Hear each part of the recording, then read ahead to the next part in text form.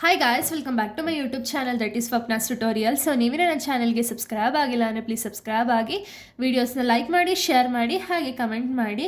So ಇವತ್ತು ನಾನು ಮಾಡ್ತಿರೋ ಸಬ್ಜೆಕ್ಟ್ ಯಾವುದು ಅಂದರೆ ಸೆಕೆಂಡ್ ಸೆಮ್ BComನ ಒಂದು HRM ಅನ್ನೋ ಒಂದು ಸಬ್ಜೆಕ್ಟ್ನ ಎಕ್ಸ್ಪ್ಲೈನ್ ಮಾಡ್ತಿದ್ದೀನಿ. ಹ್ಯೂಮನ್ ರಿಸೋರ್ಸ್ ಮ್ಯಾನೇಜ್ಮೆಂಟ್ ಸಬ್ಜೆಕ್ಟ್ನ ಎಕ್ಸ್ಪ್ಲೈನ್ ಮಾಡ್ತಿದ್ದೀನಿ. ಅದರಲ್ಲಿ ಆಲ್ರೆಡಿ ಫಸ್ಟ್ ಚಾಪ್ಟರ್ ಅಪ್ಲೋಡ್ ಮಾಡಿದ್ದೀನಿ. ಸೊ ಈ ಒಂದು ವಿಡಿಯೋ ಬಂದುಬಿಟ್ಟು third chapter training and development ಅಂತ ಹೇಳಿ. ಈ ಒಂದು ಚಾಪ್ಟರಲ್ಲಿ ಸ್ವಲ್ಪ ಟಾಪಿಕ್ಸ್ಗಳನ್ನ ಈ ಒಂದು ವಿಡಿಯೋದಲ್ಲಿ ಎಕ್ಸ್ಪ್ಲೈನ್ ಮಾಡ್ತೀನಿ. ಮತ್ತು ಯಾರ್ಯಾರೆಲ್ಲ ಆ ವೀಡಿಯೋಸ್ನ ನೋಡಿಲ್ವೋ, ಚಾಪ್ಟರ್ ವೈಸ್ ಯಾರ್ಯಾರೆಲ್ಲ ವೀಡಿಯೋಸ್ನ ನೋಡಿಲ್ವೋ, ಒಂದ್ಸತಿ ಆ ವೀಡಿಯೋಸ್ನ ನೋಡ್ಕೊಂಡು ಬಂದು ಈ ಒಂದು ವೀಡಿಯೋನ ನೋಡಿ. ಬಿಕಾಸ್ ನಿಮಗೆ ಒಂದು ಕಂಟಿನ್ಯೂಷನ್ ಪ್ರಾಪರಾಗಿ ಸಿಗುತ್ತೆ ಅನ್ನೋ ಒಂದು ರೀಸನಿಂದ. ಹಾಗೆ ನಾನು ಪ್ರತಿಯೊಂದು ಸಬ್ಜೆಕ್ಟ್ಸ್ನು ಕೂಡ ಅಪ್ಲೋಡ್ ಮಾಡಿದ್ದೀನಿ. ಯಾರ್ಯಾರೆಲ್ಲ ಆ ವೀಡಿಯೋಸ್ನ ನೋಡಿಲ್ವೋ ಒಂದ್ಸತಿ ಪ್ಲೀಸ್ ಆ ವೀಡಿಯೋಸ್ನ ನೋಡ್ಕೊಂಡು ಬನ್ನಿ, ಓಕೆನಾ. ಸೊ ನೋಡಿ, ಇಲ್ಲಿ ನಿಮಗೆ ಲೆಸನ್ ಹೇಳ್ತಿರೋ ಹಾಗೆ ಇದು ಟ್ರೈನಿಂಗ್ ಆ್ಯಂಡ್ ಡೆವಲಪ್ಮೆಂಟ್ ಬೇಸಿಸ್ ಮೇಲೆ ಇರೋದು, ಓಕೆನಾ. ಸೊ ನಿಮಗೆ ಯೂಶ್ವಲಿ ಸಬ್ಜೆಕ್ಟ್ ನೇಮ್ ಗೊತ್ತಿದೆ, ಹ್ಯೂಮನ್ ರಿಸೋರ್ಸ್ ಮ್ಯಾನೇಜ್ಮೆಂಟ್ ಅಂತ ಹೇಳಿ. ಇಲ್ಲಿ ಹ್ಯೂಮನ್ ರಿಸೋರ್ಸ್ ಅಂದರೆ ಏನು, ಎಂಪ್ಲಾಯೀಸ್ ಅಂತ ಅಲ್ವಾ ಅರ್ಥ. ಸೊ ಈ ಎಂಪ್ಲಾಯೀಸ್ಗೆ ಯೂಶ್ವಲಿ ನೀವು ಒಂದು ಕಂಪ್ನಿಗೆ ನಾವು ಸೇರಿಸ್ತಿದ್ದೀವಿ ಅಥವಾ ಒಂದು ಕಂಪ್ನಿಗೆ ನಾವು ಸೇರ್ಕೊಳ್ತಿದ್ದೀವಿ ಅಂದರೆ ಟ್ರೈನಿಂಗ್ ಆ್ಯಂಡ್ ಡೆವಲಪ್ಮೆಂಟ್ ತುಂಬ ಇಂಪಾರ್ಟೆಂಟ್ ಅಲ್ವಾ. ಯಾರೇ ಒಬ್ಬರು ಎಂಪ್ಲಾಯೀಸ್ಗಾಗಿರಲಿ, ಕ್ಯಾಂಡಿಡೇಟ್ಸ್ಗಾಗಿರಲಿ, ಎಲ್ಲರಿಗೂ ಕೂಡ ಟ್ರೈನಿಂಗ್ ಆ್ಯಂಡ್ ಒಂದು ಡೆವಲಪ್ಮೆಂಟ್ ಇಂಪಾರ್ಟೆಂಟ್. ಯಾಕೆ ಅಂದರೆ ಅವರ ಒಂದು ಸ್ಕಿಲ್ಸ್ನ ಇಂಪ್ರೂವ್ಮೆಂಟ್ ಮಾಡ್ಕೋಬೇಕು ಅಂದರೆ ಈ ಒಂದು ಪ್ರೋಸೆಸ್ ಅವರಿಗೆ ತುಂಬ ಮುಖ್ಯ, ಓಕೆನಾ.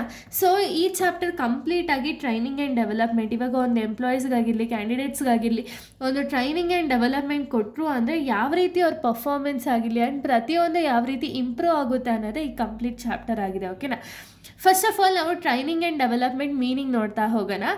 ಫಸ್ಟು ಟ್ರೈನಿಂಗ್ ಅಂದರೆ ಏನು ಅಂದರೆ it means teaching employees the skills and knowledge required to perform a specific job effectively. ಅಂದರೆ ಏನು, ಈಗ ಟ್ರೈನಿಂಗ್ನ ನಾವು ಸಿಂಪಲಾಗಿ ಹೇಳೋದಾದರೆ, ಇವಾಗ ಯೂಶ್ವಲಿ ಯಾವ್ದಾದ್ರು ಒಂದು ಜಾಬಿಗೆ ನಾನು ಸೇರಿಕೊಂಡೆ ಅಂದ್ಕೊಳ್ಳಿ, ಓಕೆನಾ.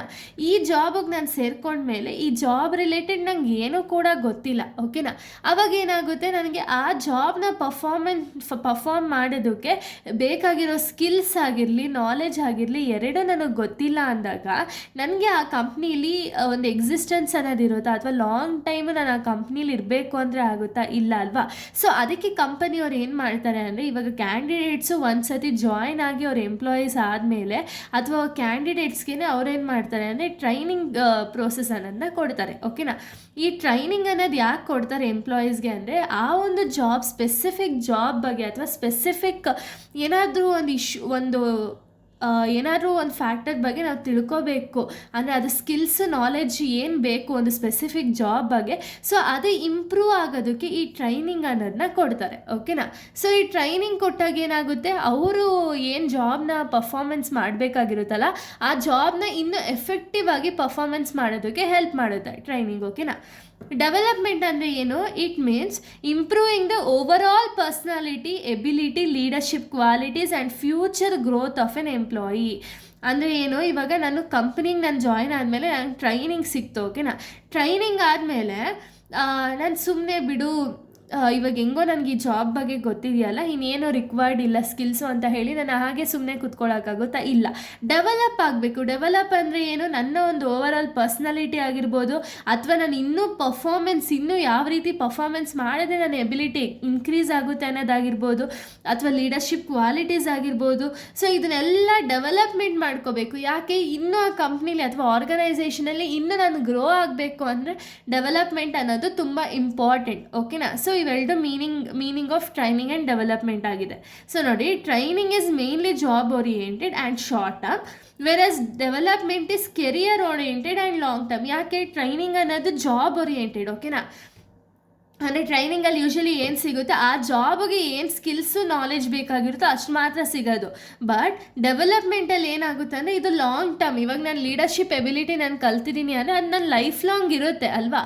ಸೊ ಅದು ಯಾಕೆ ಬೇಕು, ಕೆರಿಯರ್ ಡೆವಲಪ್ಮೆಂಟ್, ನನ್ನ ಒಂದು ಕೆರಿಯರ್ನ ಗ್ರೋ ಮಾಡ್ಕೊಳ್ಳೋದಕ್ಕೆ ನನಗೆ ಲೀಡರ್ಶಿಪ್ ಆಗಿರ್ಬೋದು ಅಥವಾ ನನ್ನ ಪರ್ಸ್ನಲ್ ಎಬಿಲಿಟಿ ತಿಳ್ಕೊಳ್ಳೋದಕ್ಕೆ ಬೇಕಾಗಿರೋದು ಅಲ್ವಾ. ಸೊ ಅದನ್ನು ನಾವು ಡೆವಲಪ್ಮೆಂಟ್ ಅಂತೀವಿ, ಓಕೆನಾ. ಇನ್ನು importance of training and development ಯಾಕೆ ಇಂಪಾರ್ಟೆಂಟು ಅಂದರೆ ಇಂಪ್ರೂವ್ ಎಂಪ್ಲಾಯಿ ಪರ್ಫಾರ್ಮೆನ್ಸ್ ಅಂದರೆ ಏನು, ಇವಾಗ ನಮಗೆ ಸ್ಕಿಲ್ಸು, ನಾಲೆಡ್ಜು ಅಥವಾ ನಮ್ಮ ಒಂದು ಪರ್ಸ್ನಾಲಿಟಿ ಗ್ರೋ ಆಯಿತು ಅಂದರೆ ಆವಾಗ ಎಂಪ್ಲಾಯಿ ಪರ್ಫಾರ್ಮೆನ್ಸ್ ಏನಿರುತ್ತೆ ಡೇ ಬೈ ಡೇ ಇನ್ಕ್ರೀಸ್ ಆಗ್ತಾ ಹೋಗುತ್ತೆ ಅಲ್ವಾ. ಸೊ ಅದಕ್ಕೆ ಟ್ರೈನಿಂಗ್ ಆ್ಯಂಡ್ ಡೆವಲಪ್ಮೆಂಟ್ ಎಂಪ್ಲಾಯಿ ಪರ್ಫಾರ್ಮೆನ್ಸ್ನ ಇಂಪ್ರೂವ್ ಮಾಡೋದಕ್ಕೆ ತುಂಬ ಇಂಪಾರ್ಟೆಂಟ್ ಆಗುತ್ತೆ. ಇನ್ನು ನೆಕ್ಸ್ಟ್ ನಾವು ನೋಡೋದಾದರೆ ಸೊ ನೋಡಿ, ನೆಕ್ಸ್ಟ್ ಪಾಯಿಂಟ್ ಬಂದ್ಬಿಟ್ಟು ಇನ್ಕ್ರೀಸ್ ಪ್ರೊಡಕ್ಟಿವಿಟಿ ಅಂದರೆ ಏನು? ಇವಾಗ ಒಬ್ಬ ಎಂಪ್ಲಾಯಿಗೆ ಪ್ರಾಪರಾಗಿ ಸ್ಕಿಲ್ಸು ನಾಲೆಜ್ ಅನ್ನೋದು ಸಿಕ್ಕಿದೆ ಅಂದರೆ ಅವಾಗ ಅವನು ಒಂದು ಆರ್ಗನೈಸೇಷನಲ್ಲಿ ಪ್ರಾಪರಾಗಿ ಕೆಲಸ ಅನ್ನೋದನ್ನ ಚೆನ್ನಾಗಿ ಮಾಡ್ತಾನಲ್ವಾ. ಕೆಲಸ ಅನ್ನೋದು ಚೆನ್ನಾಗಾದಾಗ ಆಟೋಮೆಟಿಕ್ಲಿ ಪ್ರೊಡಕ್ಟಿವಿಟಿ ಅನ್ನೋದು ಇನ್ಕ್ರೀಸ್ ಆಗುತ್ತೆ. ಹಾಗೆ ಅವನ ಒಂದು ಲೀಡರ್ಶಿಪ್ ಕ್ವಾಲಿಟಿ ಆಗಿರ್ಬೋದು ಅಥವಾ ಒಂದು ಪರ್ಸ್ನಾಲಿಟಿ ಎಬಿಲಿಟಿ ಆಗಿರ್ಬೋದು ಜಾಸ್ತಿ ಆದಾಗ ಅವನಿಗೇನಾಗುತ್ತೆ, ಬೇರೆಯವ್ರನ್ನ ಮೋಟಿವೇಟ್ ಮಾಡ್ತಾನೆ. ಮೋಟಿವೇಟ್ ಆದಾಗ ಅವರು ಕೂಡ ಮೋಟಿವೇಟ್ ಆಗಿ ಪ್ರೊಡಕ್ಟಿವಿಟಿ ಅನ್ನೋದು ಇನ್ಕ್ರೀಸ್ ಆಗುತ್ತೆ ಅಲ್ವಾ. ಸೊ ಅದಕ್ಕೆ ಪರ್ಫಾರ್ಮೆನ್ಸು ಬೇಗನೆ ಮಾಡ್ಬೋದು, ಕ್ವಿಕ್ಕಾಗಿ ಮಾಡ್ಬೋದು. ಹಾಗೆ ಏನೇ ಒಂದು ಮಿಸ್ಟೇಕ್ಸ್ ಇಲ್ದಂಗೆ ಅವನು ಪ್ರಾಪರಾಗಿ ಒಂದು ಕೆಲಸ ಅನ್ನೋದನ್ನ ಮಾಡ್ಬೋದು. ಸೊ ಅದೇ ರೀಸನ್ಗೆ ಪ್ರೊಡಕ್ಟಿವಿಟಿ ಅನ್ನೋದು ಇನ್ಕ್ರೀಸ್ ಆಗುತ್ತೆ. Next reduces errors and accidents ಅಂದರೆ ಏನು? ಪ್ರಾಪರಾಗಿ ಟ್ರೈನಿಂಗ್ನ ಕೊಡೋದ್ರಿಂದ ಯಾವ ರೀತಿ ಮಷಿನ್ಸ್ನ ಹ್ಯಾಂಡಲ್ ಮಾಡಿದ್ರೆ ಪ್ರಾಪರಾಗಿರುತ್ತೆ ಅಥವಾ ಯಾವ ರೀತಿ ಪ್ರೊಡಕ್ಷನ್ ಅನ್ನೋದನ್ನ ನಾನು ಇನ್ಕ್ರೀಸ್ ಮಾಡ್ಬೋದು ಅಂತ ಹೇಳಿ ಅವರಿಗೆ ಪ್ರಾಪರಾಗಿ ಟ್ರೈನಿಂಗ್ ಆ್ಯಂಡ್ ಡೆವಲಪ್ಮೆಂಟ್ ಕೊಡೋದ್ರಿಂದ ಏನಾಗುತ್ತೆ ಅಂದರೆ ಎರರ್ಸು ಅಥವಾ ಆಕ್ಸಿಡೆಂಟ್ಸ್ ಅನ್ನೋದು ಕಡಿಮೆ ಆಗ್ತಾ ಹೋಗುತ್ತೆ ಅಲ್ವಾ. ನೆಕ್ಸ್ಟ್ ಎನ್ಹಾನ್ಸ್ ಎಂಪ್ಲಾಯಿ ಕಾನ್ಫಿಡೆನ್ಸ್ ಅಂದರೆ ಏನು? ಈಗ ಪ್ರಾಪರಾಗಿ ಎಂಪ್ಲಾಯಿಗೆ ಅವ್ರ ವರ್ಕ್ ಏನಿದೆ ಅಂತ ಹೇಳಿ ಪ್ರಾಪರಾಗಿ ಗೊತ್ತಾಯಿತು ಅಂದರೆ ಅವರ ಒಂದು ಕಾನ್ಫಿಡೆನ್ಸ್ ಏನಿದೆಯಲ್ಲ ಅದು ಇನ್ಕ್ರೀಸ್ ಆಗ್ತಾ ಹೋಗುತ್ತೆ. ಆವಾಗ ಒಂದು ಕಂಪ್ನಿ ಗೋಲ್ ಏನಿದೆಯಲ್ಲ ಅದನ್ನು ರೀಚ್ ಆಗೋಕ್ಕಾಗುತ್ತೆ ಅಲ್ವಾ.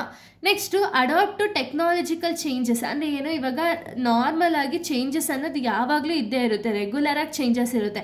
ಸೊ ಈ ರೆಗ್ಯುಲರಾಗಿ ನಾವು ಚೇಂಜಸ್ ಇದ್ದಾಗ ಕಂಪನಿಯವ್ರು ಏನು ಮಾಡಬೇಕು ಅಂದರೆ ಸ್ಕಿಲ್ಸ್ ನಾಲೆಜ್ನ ಡೆವಲಪ್ಮೆಂಟ್ ಮಾಡೋದಕ್ಕೆ ಎಂಪ್ಲಾಯೀಸ್ಗೆ ಟ್ರೈನಿಂಗ್ ಅನ್ನೋದು ಕೊಡಬೇಕು. ಸೊ ಅವಾಗ ಏನಾಗುತ್ತೆ, ಸ್ಕಿಲ್ಸು ನಾಲೆಜ್ ಅನ್ನೋದು ಇನ್ಕ್ರೀಸ್ ಆಗ್ತಾ ಹೋಗುತ್ತೆ. ಓಕೆನಾ? ಅವಾಗ ಟೆಕ್ನಾಲಜಿಕಲ್ ಚೇಂಜಸ್ ಏನೇ ಇದ್ದರೂ ಕೂಡ ಅದಕ್ಕೆ ಯಾವ ರೀತಿ ಅಡಾಪ್ಟ್ ಆಗಬೇಕು ಅಂತ ಹೇಳಿ ಅವ್ರಿಗೆ ಗೊತ್ತಾಗುತ್ತೆ.